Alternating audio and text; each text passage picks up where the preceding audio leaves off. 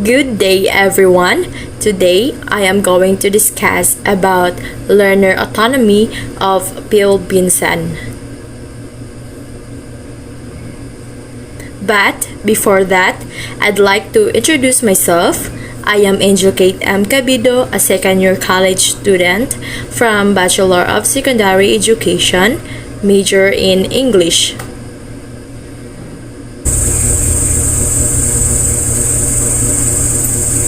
Let's have here a definition of autonomy in language teaching.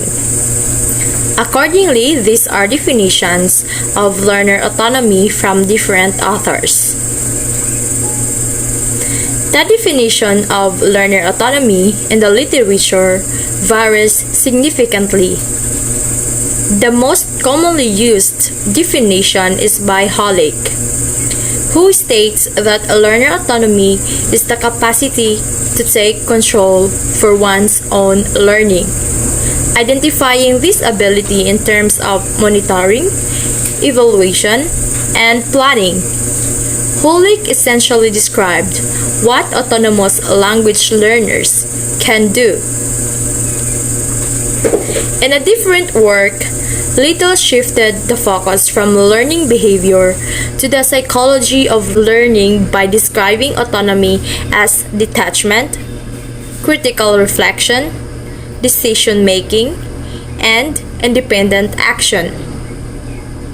Later, Binson added the phrase capacity to take control of one's own learning to his definition of autonomy, and he classified different aspects of control over language learning into three categories.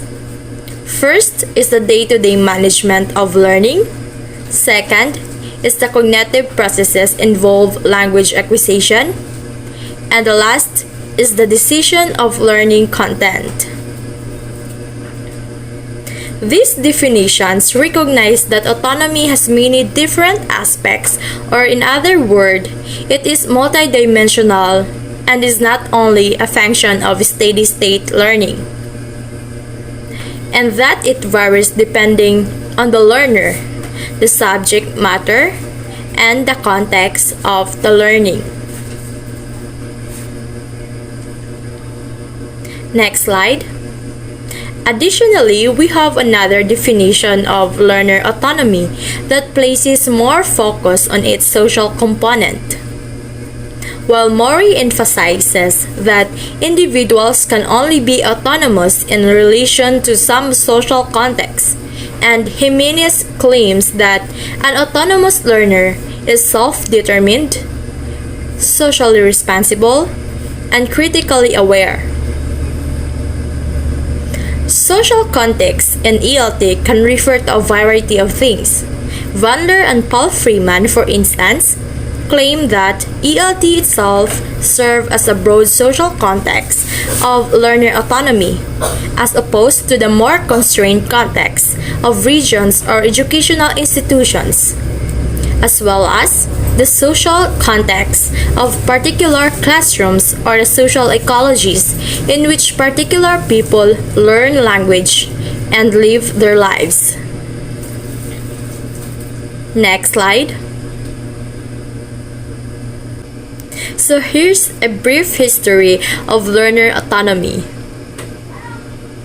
The history of autonomy in English language teaching, or ELT, can be found in 1970s in the experimental work of Henry Hollick and his colleagues at the Centre de Recherches et d'Application en Langues, or CRAPIO, in France, and Lini Dam and her colleagues in Danish secondary schools.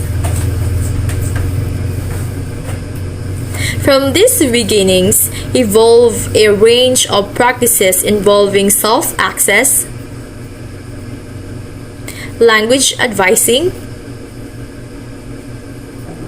and learning strategies.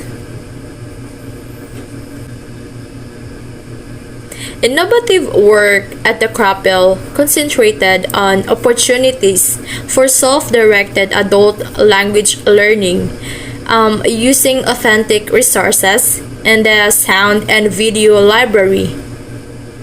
According to Holick, learners use the library with the guidance of counselors who engage learners in self-directed processes of learner training.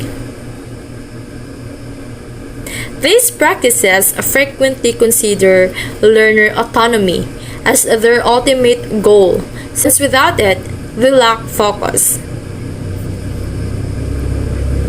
Next slide. So during the 1970s and 1980s, the emphasis in work on learner autonomy fell outside the classroom. So as an illustration, consider how students displayed autonomy during self-study. Despite the knowledge that student autonomy was also a key component of their work in the classroom, however, the concept of classroom autonomy also became important. Next slide. Breen and Littlejohn 2000 emphasized classroom-based experiments. Elsewhere introduced the process and negotiated syllables, in which the content and methods of learning were either determined by the students or negotiated between students and teachers, and collaborative learning, whereby instruction and learning focus on individual and in groups accomplished tasks. In these educational settings, the idea of autonomy gives significance to a number of strategies that place the focus on learner autonomy and decision making.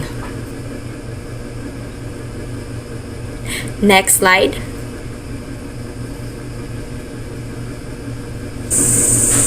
So let's tackle about the main current issues in the theory and practice of learner autonomy in English language teaching, or ELT. So, these are three current issues by thinking on autonomy from the perspective of ELT. First, the conception of autonomy in the context of globalization of ELT. Second, relationships between autonomy and the development of learners' identities. And third, the status of the concept of autonomy in post-method pedagogies. So next slide. Let's have first the conception of autonomy in the context of globalization of English language teaching. So from the 1960s to the present, ELT has expanded quickly, which has both contributed to and been a result of globalization. The expansion of foreign travel for business, education, and pleasure, and the growth of global information technology and media networks has created both a demand for English and conditions that facilitate its acquisition. But the ELT industry has also helped speed these developments. National education policies are becoming more and more influenced by forces of convergence, which results in shared policies that emphasize the individual as a resource in the effort of preserve a competitive advantage in a global knowledge economy. English language proficiency is now considered a generic skill that is linked to communication, information technology, and lifelong learning skills. As a result, English language education policies frequently favor methods that focus on communication, information technology, and independent learning skills.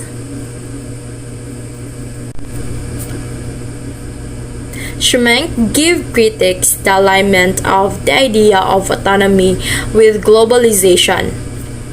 According to this critic, wider interest and learner autonomy in language learning can be explained by its presence in global education policies and its promotion by the ELT industry. Next slide. The rise of autonomy could be seen as a product of top-down process of globalization, yet, according to Smith, he points out autonomy has evolved largely through bottom-up processes. And it is important to untangle the local internationalization of autonomy in language teaching and learning from the higher level international process. Next slide. So the second current issues in autonomy and identity in English language teaching. ELED notes two developments affecting English language learners around the world. The growing role of English as a lingua franca and the role of English in computer-mediated communication, or CMC, that are leading to a shift in emphasis from language learning to language use. The global spread of English is also leading some researchers to rethink the meaning of learner autonomy in the context of ELT, or English language teaching. The task of ELT is to assist students in becoming more independent and self-reliant so they can communicate effectively in global contexts. Learners can only be regarded as independent in the context of using the English language if they are able to fulfill the higher standards for problem solving, that the use of English is international and CMC settings present. This also implies a shift of emphasis in the definition of learner autonomy away from control of teaching and learning process, which is the best left to the pedagogical expertise of teachers, to control over language use. Littlewood's model of autonomy, which identified autonomy as a communicator, as an intermediate stage between autonomy as a learner and autonomy as a person. According to this viewpoint, the importance of autonomy in language acquisition rests in how it affects the ability of the learner to exert personal autonomy in their daily life through language use. At the moment, the intersection of autonomy, identity, and motivation are the focus of the most fascinating research on learner autonomy. Fascinating research on learner autonomy. The most interesting research on learner autonomy at present is taking place around intersections of autonomy, identity, and motivation, and is largely inspired by thinking about the potential of English language teaching, or ELT, to enhance international mobility and change individual lives.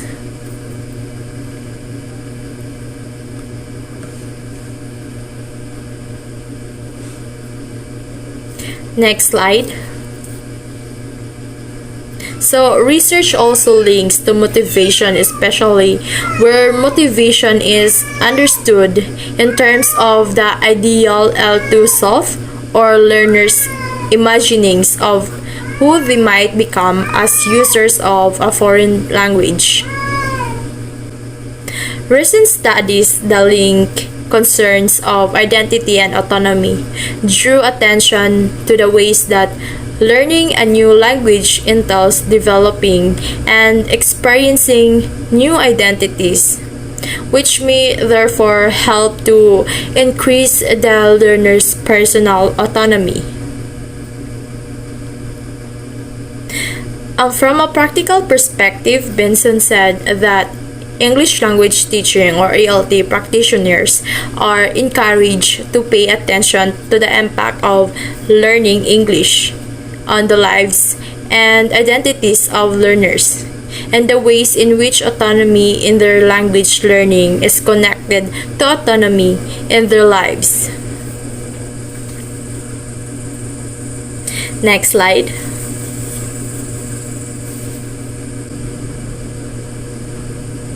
The last one issue is the autonomy and post-method pedagogy.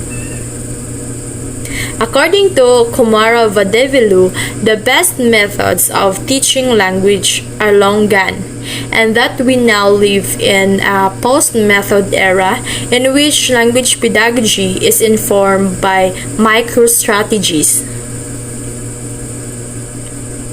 It has long been highlighted that autonomy is not a method of teaching or learning, but rather a matter of empowering students to participate in choosing the ways what would be most effective within and outside of the classroom.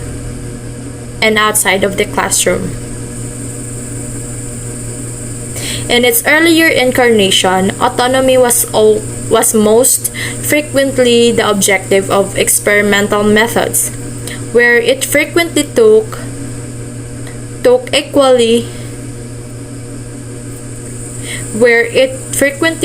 equal priority to the purpose of effectively learning the language. However, in more recent research, autonomy tends to be subordinated to language learning objectives in systems where it is one, but not always the most crucial factor in the design of language courses or lessons. So as a result, autonomy is no longer seen as a specialist concern, and there are now sections on autonomy in language teaching overviews. From this angle, autonomy may be understood as one of the many components around which post-method language pedagogies might be constructed rather than as an overall objective for English language teaching or ELT. Next slide.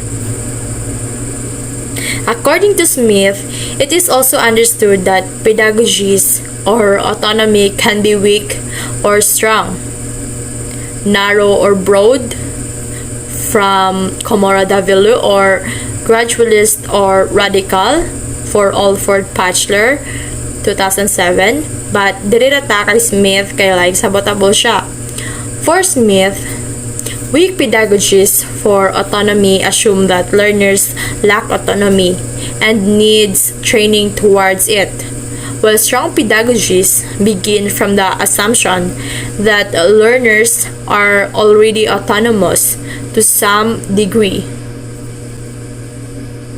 Although these are theoretical distinctions, they highlighted a number of practical pedagogical questions, like, is a learner autonomy to be a course goal, or does it inform teaching within a course that has other objectives?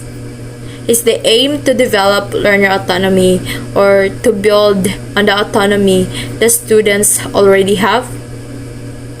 Are learners working towards assured, externally defined goals such as an examination or towards individual targets and outcome? The answers to these kinds of questions will determine whether a strong or weak approach is most appropriate and whether it is to be adopted at the level of course planning or day-to-day teaching. Next slide. Alright, we have here a key debates about autonomy. Throughout the history of research and practice of learner autonomy, three persistent and unresolved issues have provoked discussion and debate.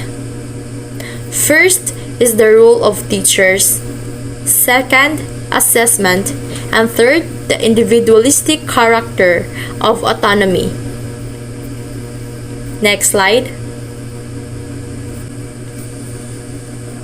So the first question, do autonomous learner need a teacher? Lytle states that learners usually do not automatically take responsibility for their learning, but they need teachers to help them to do that. It has also focused to the qualities of teachers, and in particular, the notions of teacher autonomy and teacher education for learner autonomy. There is a type of thinking in learner autonomy research and practice that respects instructors and teaching and believes that learner autonomy operates and develops primarily in language classrooms, with alternatives to direct instruction that give students more power over the teaching and learning processes in the classroom. And this perspective has intended the focus. The premise of much of this work is that in order to help students develop learner autonomy, teachers must be autonomous in respect to their own learning, professional practice, and develop an exercise of discretion in the classroom. Next slide.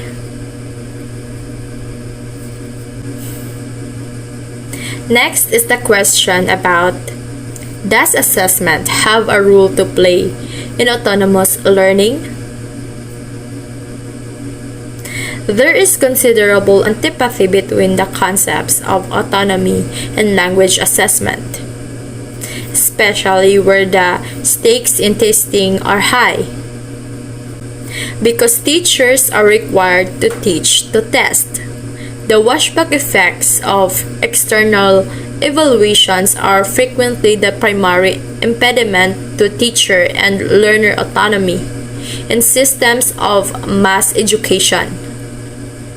However, as Pinson argues, if we aim to help learners to become more autonomous, we should at least have some ways of judging whether we have been successful or not.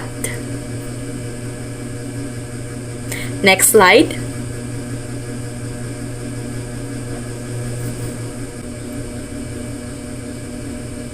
The last question, is autonomy individualistic?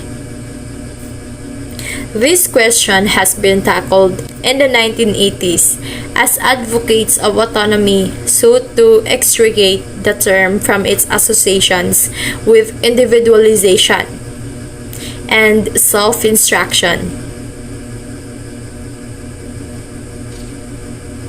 The preferred term in ELT, or English language teaching, learner independence, has also now largely been replaced by learner autonomy, as the view that autonomy implies interdependence rather than independence. In practical terms, a social conception of learner autonomy entails a recognition that language learning depends on interaction, which might lead to a preference for group work, collaboration, and out-of-class activities that bring learners together in communication with other learners. It seems important that a social view of autonomy retains a focus on individual differences, the diversity of experiences and purposes, and that individuals bring to language learning. The value of divergent learning outcomes and the contribution of experiences of second language learning to the unique identities of individual learners. Next slide. So according to Luke, autonomy as a moral value is one of the constituents of individualism. Moreover, Binson argues that if the focus on the individual were removed from learner autonomy, its distinctive contribution to language pedagogy would be diminished. At the same time, we need to evolve a view of individual language learners, both in theory and practice, that attends to the social context of their learning as more than background information and foregrounds their individuality within frameworks of social conditioning, interaction, and mediation. Next slide.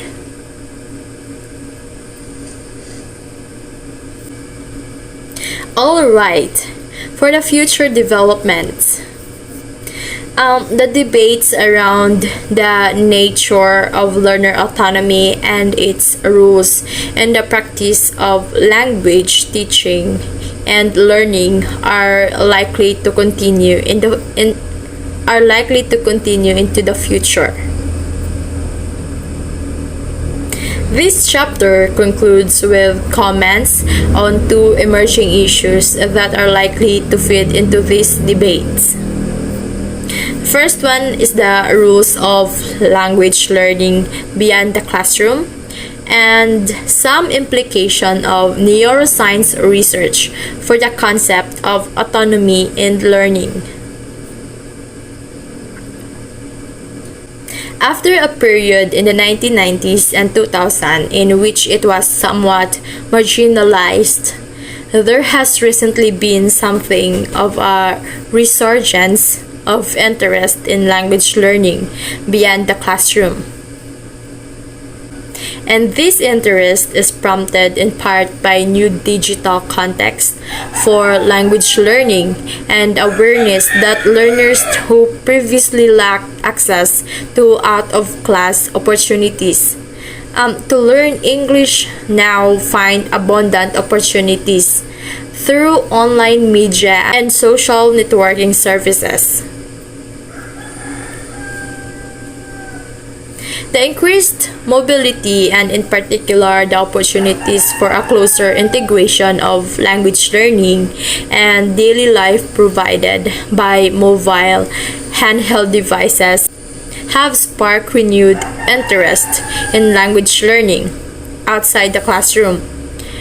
And there also seems to be a significant movement in how chances and resources are provided in research on language learning outside of the classroom, toward an awareness of how learners utilize the opportunities and resources present in their everyday context.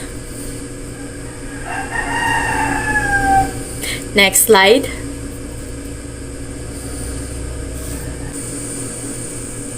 In a discussion of language learning skills for a mobile world, Kokolska-Holmy argues for a shift from the design of language learning programs based on transmission pedagogies to a learner-centered view of mobile devices as personal tools that can also support self-directed forms of language learning and greater learner autonomy.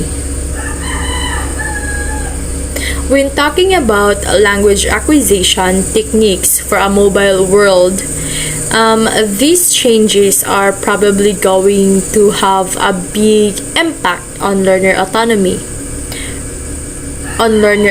research. and practice. Teachers tried to make autonomy meaningful to students who primarily studied languages in the classroom, which led to a development of interest in autonomy in the classroom. However, it may become necessary in the future for English language teaching or ELT practitioners to adjust classroom instruction to their learners, independent learning outside of the classroom. Next slide. On a somewhat different note, autonomy in language learning to be challenged by neuroscience research, which is already having an impact on research in fields such as neurosociology, neuroeconomics, and neurolinguistics. Neuroscience research also points to the interaction of emotions and cognition in decision making, showing that cognitive is insufficient in itself to cause action without the support of emotion processes. The foundation of the learner autonomy concept is the idea that humans have the cognitive abilities to regulate their learning behavior through reflection and planning. And for instance, it implies that many of the mental processes responsible for our behavior and language processing in particular are automated and perceptible to reflection. And moreover, we are apt to exaggerate the importance of controlled conscious behavior because introspective access to such cognitively controlled processes is much stronger than access to automated processes which take place below the level of conscious awareness. Research in neuroscience suggests that emotions and cognitive interact when people make decisions. People who consider their choices and provide justifications for them may not always make better choices. Even though research on learning autonomy is now separated from neuroscience, it needs consideration for what it might reveal about the boundaries of control, and hence autonomy over language learning. Next slide.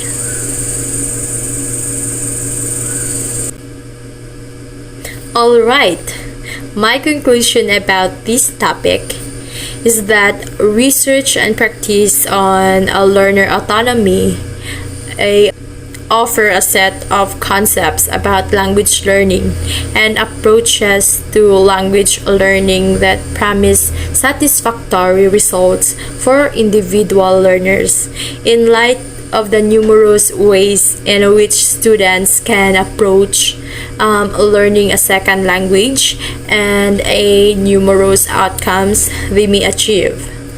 And the better learning is linked to autonomy, but more significantly, so are results that are personally relevant. This chapter has tried to demonstrate the concepts adaptability and flexibility, as well as the related debates and concerns, and the openness of its proponents to new ideas and new practices.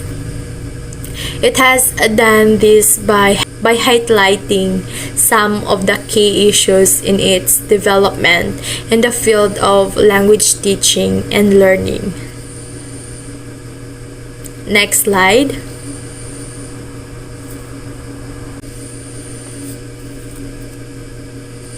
So I guess that's all for today. Thank you for listening. I hope you gain more insight on learner autonomy and use it to be better yourself as an autonomous individual. Thank you and God bless.